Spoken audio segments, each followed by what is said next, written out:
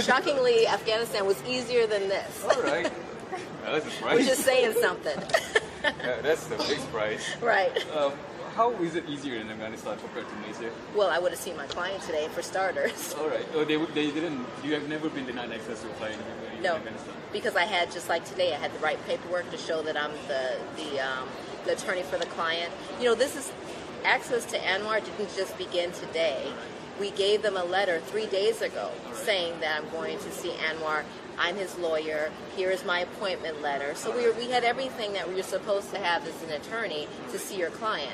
And it wasn't until me traveling thousands of miles and coming here that we were told that I don't have access to him. And then when we went to go look for answers at the home ministry, we got 0 answers. And for some reason, apparently all the top people in the ministry are gone at 3 p.m.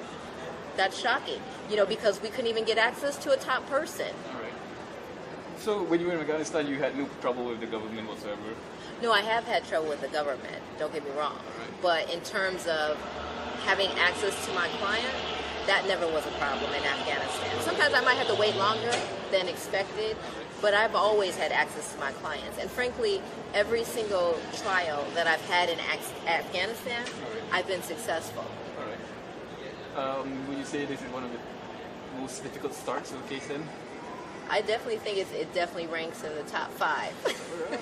Well, you know, it's shockingly the political prisoners in Afghanistan are dealt with much better, in a much better way than that's who, you know, Sabri Anwar has been dealt with. They're not tortured. Political prisoners sometimes in Afghanistan have access to the press.